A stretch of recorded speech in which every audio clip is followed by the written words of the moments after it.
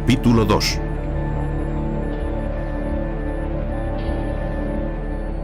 El siglo de las masas. Los comienzos del siglo XX iban a estar marcados por la inquietud social. El XX iba a ser el siglo de las masas, de los desórdenes sociales, que fueron en aumento hasta 1905. Muchos vieron en estos hechos una amenaza al desarrollo económico. La masa, la huelga, la revuelta obrera, la agitación laboral, las reivindicaciones, las continuas peticiones de incrementos salariales sirvieron, sin embargo, para dinamizar y se convirtieron de hecho en un motor de progreso industrial que abrió los ojos de los patronos y también sus manos. Todo se tornaba conflictivo porque todo estaba vivo. La época está animada de una sincera voluntad de cambio y transformación. Se habla de la ciencia social por primera vez.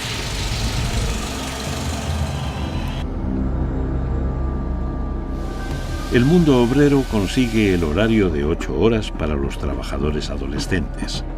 La empresa comienza a sentir que el trabajador no es una máquina y el mundo de la patronal parece salir del letargo decimonónico de la era industrial.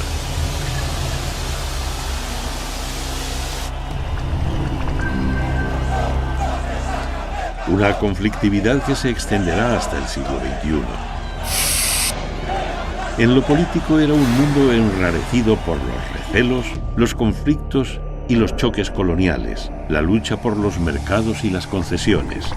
No sorprendían las deserciones ni los enfrentamientos bélicos. Gángsters, espías y contraespías, imaginarios unos y reales los otros, surgían por doquier. Era el apogeo del macartismo y su caza de brujas. En la primera mitad del siglo XX, los enfrentamientos raciales en Estados Unidos llegaron a límites increíbles. En 1955, el linchamiento en Mississippi de Emmett Till, un joven negro de 14 años, despertó la furia de la población negra. Desde finales del siglo XIX, las leyes Jim Crow propugnaban la separación racial bajo el falso lema «separados pero iguales». La llamada cláusula del abuelo privó a los negros de su derecho a voto y en 1890, en Luisiana, se dictó una ley que obligaba a los ferrocarriles a habilitar vagones solo para negros. Para defender esta supremacía blanca surgió el Ku Klux Klan, creado por veteranos de la Guerra de Secesión y que sería abolida en el Acta de Derechos Civiles por Ulysses Grant. No tardaría en resurgir en 1915 con mucha más virulencia, llegando a contar con 5 millones de miembros que actuaban salvajemente contra los negros ante la mirada permisiva de las autoridades.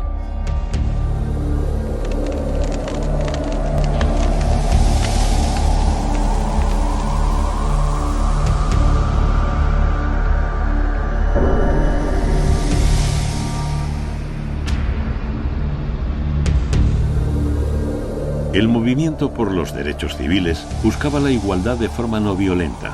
También surgieron grupos como la National Association for the Advancement of Colored People que proclamaban una acción más directa. En 1957 causó conmoción en todo el mundo la situación del estado sureño de Little Rock, lugar elegido para impulsar la integración escolar. El gobernador de Arkansas desplegó la Guardia Nacional para evitar que los 9 estudiantes negros se integraran en el instituto, pero el presidente Eisenhower ordenó la vuelta a los cuarteles de la Guardia Nacional, enviando al ejército para que protegiese a los estudiantes negros.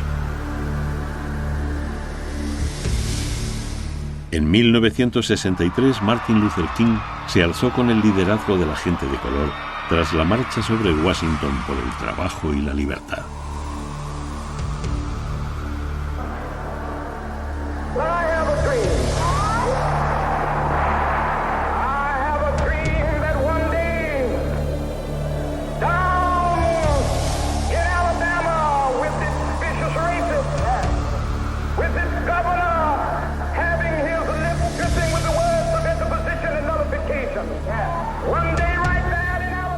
A finales de marzo de 1968, Martin Luther King se trasladó a Memphis para apoyar la huelga de los trabajadores negros, siendo asesinado en el balcón del Lorraine Motel.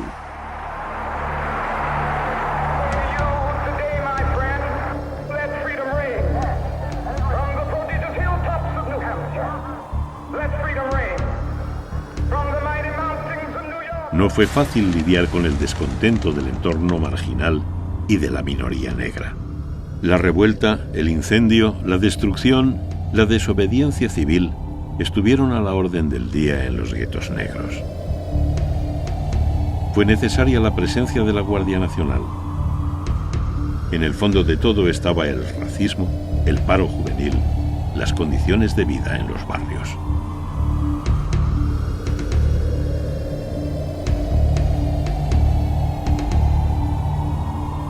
Nadie podía imaginar que en pleno siglo XXI y con un presidente negro en Estados Unidos, la llama del racismo volviera a surgir con la mayor virulencia.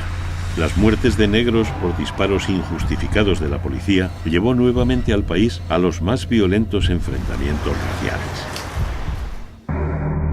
Otro país que estuvo durante décadas sumido en la barbarie racista fue Sudáfrica.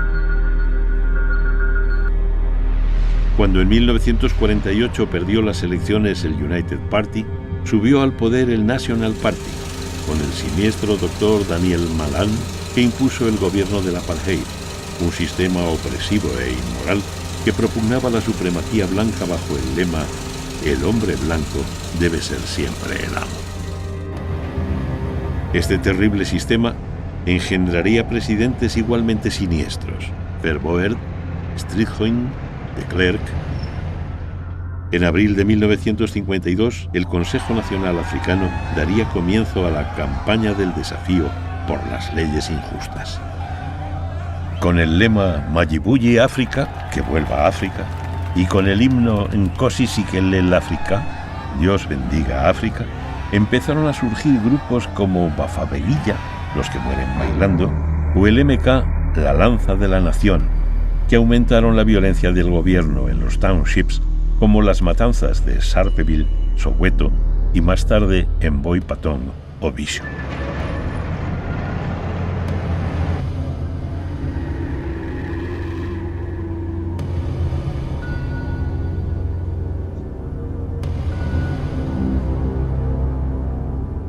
Nelson Mandela había sido detenido y en el juicio de Rovinia de 1964 sentenciado a cadena perpetua. Pasó 27 años en prisión hasta que la presión internacional hizo que fuese liberado en 1990. En 1993 recibió el Nobel de la Paz, llegando a ser presidente de la nación en las primeras elecciones democráticas de 1994.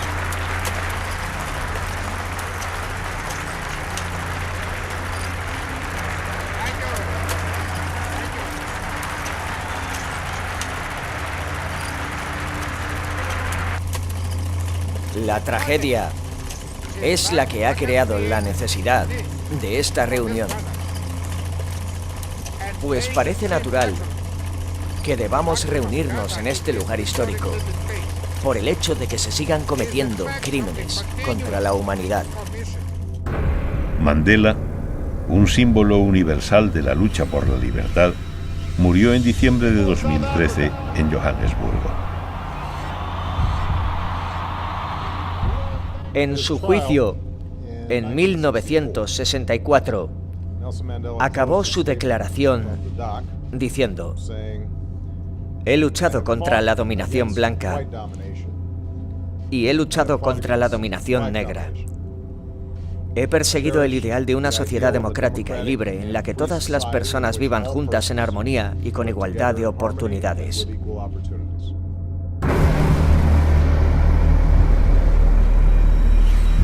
A través de los capítulos de Al filo de la historia, presenciaremos los mayores conflictos de nuestra era.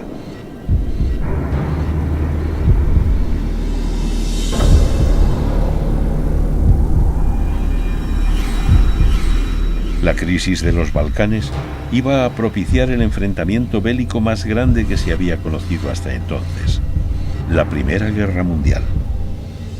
Agosto de 1914 fue un mes terrible. Nunca hubo en la historia agosto tan negro. Tras el asesinato de Francisco Fernando, los alemanes entraron en Bélgica e Inglaterra declaró la guerra a Alemania en virtud de tratados vigentes. Jorge V, que había sucedido a Eduardo VII en 1910 y cuyo reinado fortaleció el carácter constitucional de la monarquía inglesa, escribió aquel día en su diario: «Es una catástrofe terrible, pero no es culpa de Inglaterra». Se creía que sería una guerra de pocas semanas, pero se extendió durante más de 4 años.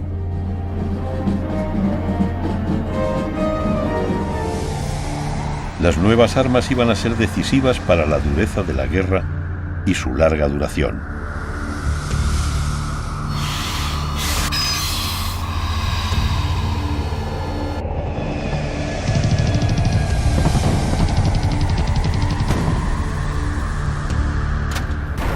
El frente se caracterizó por la interminable aparición de trincheras que se convirtieron en trampas mortales. Fueron arrasadas por el incesante fuego de la artillería y la aviación, las bombas de mano, las ametralladoras, las minas y las alambradas. A comienzos de 1915, Alemania creó una nueva forma de combate: la terrible guerra química, los gases venenosos. Utilizaron toneladas de cloro gaseoso contra las trincheras de Ypres. Era una forma de hacer la guerra deshonesta, pero los británicos enseguida multiplicaron sus esfuerzos con este tipo de arma. Se desarrollaron multitud de gases. Los franceses introdujeron un gas más mortífero, el fosgeno, y en 1917 los alemanes introdujeron un besificante, el gas mostaza, que incapacitaba a los enemigos para el combate. En la Tercera Convención de Ginebra, en 1925, la utilización de gases quedó prohibida en el futuro. Se calcula que la guerra produjo más de 27 millones de víctimas entre civiles y militares. Parecía que tal cantidad de muertos y heridos iba a servir de disuasión para que el hombre no buscara nuevos enfrentamientos bélicos.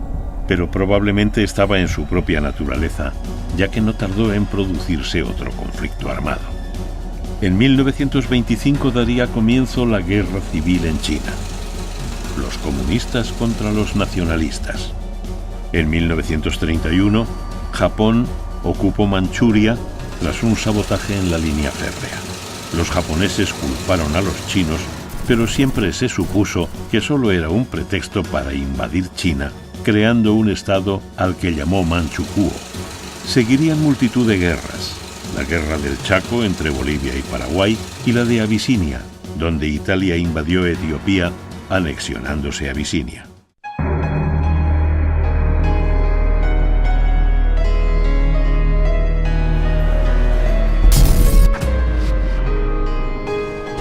La Guerra Civil Española. Un conflicto que todo el mundo contemplaría, consciente de que podría ser un ensayo de una nueva confrontación a escala mundial, que no tardaría en producirse.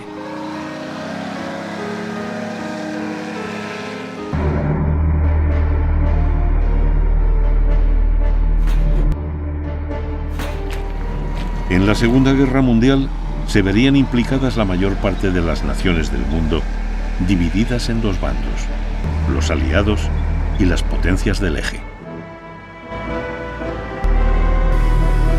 Se calcula que durante la guerra murieron 400.000 soldados norteamericanos, 200.000 polacos, 292.000 franceses y 500.000 yugoslavos. Los soviéticos más de 2,5 millones. El ejército alemán cerca de 3 millones de soldados. Japón 1.700.000 soldados. El cómputo total de muertos se cree que ascendió a los 24,5 millones de personas. Tampoco esta guerra frenaría el sinsentido de muerte y destrucción que había dominado al hombre durante la primera mitad del siglo XX. Sería en 1955 cuando se produciría una nueva conflagración que se convertiría en uno de los mayores fracasos bélicos de los Estados Unidos, la Guerra de Vietnam. 20 años de masacres y del uso indiscriminado de napalm que enfrentarían al gobierno americano con los jóvenes de todo el mundo. El mundo parecía abocado a una locura interminable. Menudearían las guerras a lo largo de todo el planeta. Guerras cortas, guerras locales, pero guerras al fin. Guerras que sembrarían el mundo de terror, de muertos y de desplazados. Y llenarían el mundo de atrocidades. Causó impresión en Europa la exposición que se llevó a cabo con las pinturas de los niños que presenciaron la matanza de Khojaly.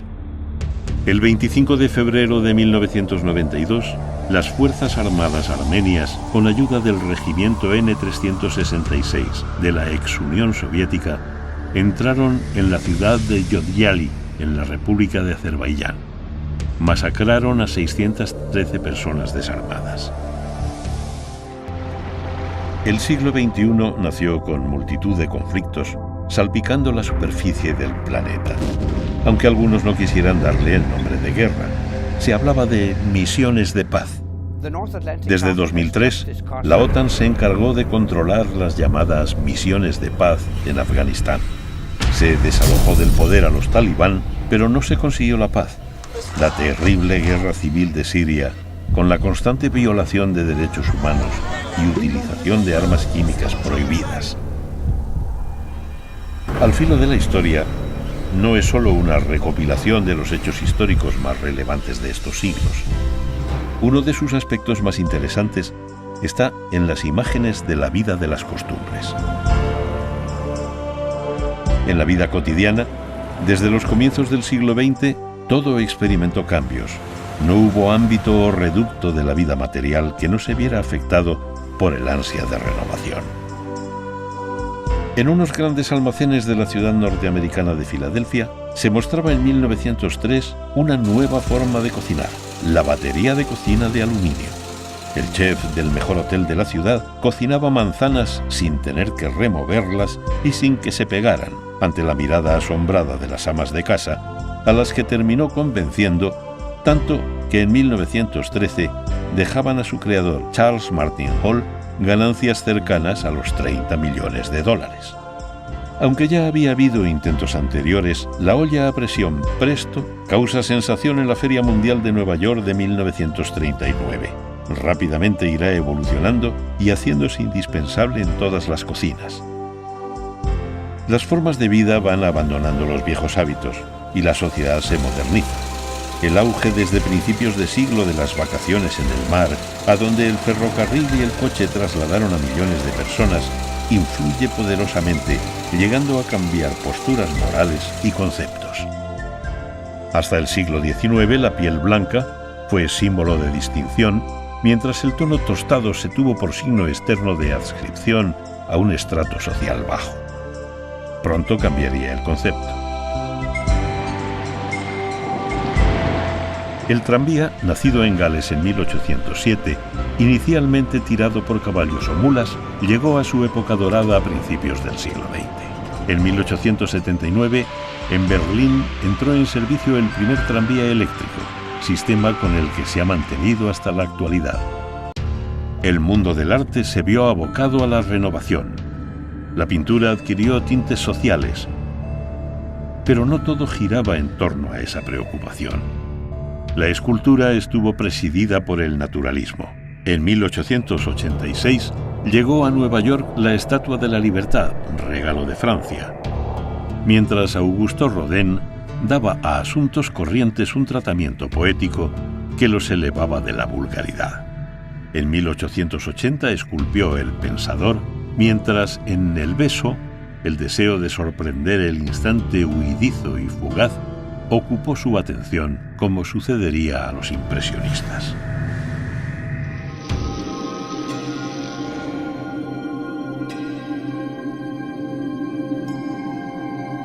Aparecieron los primeros rascacielos y las luces de neón empezaban a sustituir a las lámparas de incandescencia en los anuncios callejeros. En 1905, Alfred Fuller patentó un cepillo de crin con mango y revolucionó el mundo del barrido con el invento de la escoba moderna. Un periodista atento a la importancia de las cosas menudas escribió: ¿son conscientes de que la escoba Mr. Fuller va a quitar de nuestro entorno todo lo que nos molesta, a excepción de los políticos? Hubo inventos para todos los gustos, incluso culinarios, como el perrito caliente, salchicha bautizada por su inventor con el nombre de su perro Dachshund, y que por servirse muy caliente se llamó hot dog a partir de 1906, gracias a Harry Stevens, vendedor de bocadillos y refrescos en los estadios de béisbol. En 1905, el norteamericano Whitcomb Jackson creó la cremallera, a la vez que su compatriota King Camp Gillette inventaba la maquinilla de afeitar, de la que en 1904 vendió 90.000 unidades y más de 12 millones de hojas de afeitar. En 1926, la venta de electrodomésticos ascendía a $200 millones en Estados Unidos.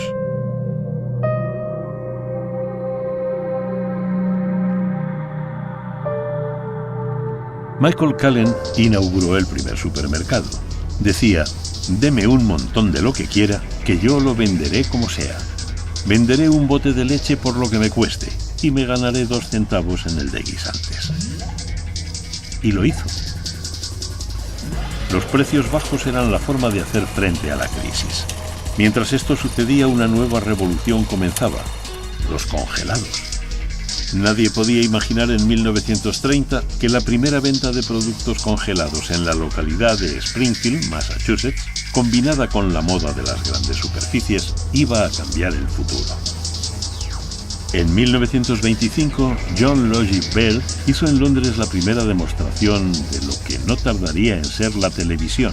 Un año después era capaz de reproducir la primera imagen. La televisión obsesionaba a muchos. A finales de la década de los 20, un policía californiano irrumpió en el laboratorio del científico Philo Taylor Farnsworth pensando que se dedicaba a fabricar bebidas alcohólicas en plena prohibición, pero en vez de whisky, lo que el bueno del científico tenía en mente era el televisor. Una serie de inventos menudos transformó las formas de vida, desde el insignificante pañuelito desechable que comenzó a usarse en 1925 a la maquinilla de afeitar eléctrica en 1928. En 1930 se crearon en los Estados Unidos las máquinas tocadiscos. Se pusieron muy en boga los jukebox, las máquinas de discos con monedas, llegando a su apogeo en las décadas de los 60 y 70. En 1938, el húngaro László Biro estaba a punto de introducir cambios radicales en el mundo de la escritura con un humilde hallazgo: el bolígrafo. Las computadoras iban a revolucionar el mundo.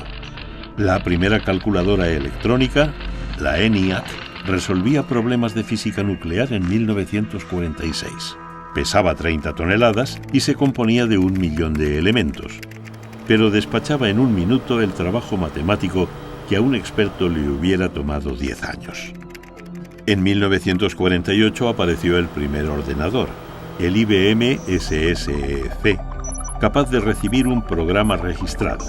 Utilizaba 13.000 lámparas al vacío y 21.000 relés, y su prueba de fuego fue sumar 3.500 números de 14 cifras decimales.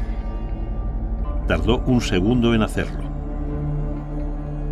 Una imparable carrera hasta llegar a un nuevo capítulo. Tras 35 años de desarrollo, IBM presentó el IBM Quantum, el nacimiento de la computación en nube cuántica. En general, con tantos inventos, la vida resultó más fácil, pero a expensas de castigar a la naturaleza y de empobrecer el medio ambiente. En 1972, la Conferencia de Estocolmo ponía de manifiesto los peligros de la contaminación. Se habló del aumento del ruido en las ciudades, de la polución atmosférica y del agua, de la desertización. La basura multiplicó su volumen tanto que no había dónde meterla. No fue, pues, una buena noticia la aparición de la maquinilla de afeitar desechable. Para el mundo de la ecología, era una amenaza más, unida a la de la botella de plástico, adoptada en 1969.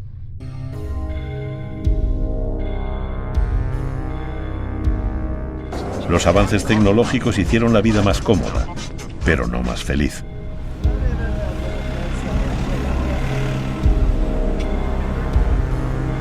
En el futuro, la palabra crisis no nos abandonaría durante el siglo. Las masas de parados llegaron a cifras insostenibles. En todo el mundo, los ciudadanos mostraban su indignación con los políticos, que preferían mirar a otra parte, como si la irritación de la calle no fuese con ellos. Parecía que el mundo cambiaba para seguir siempre igual.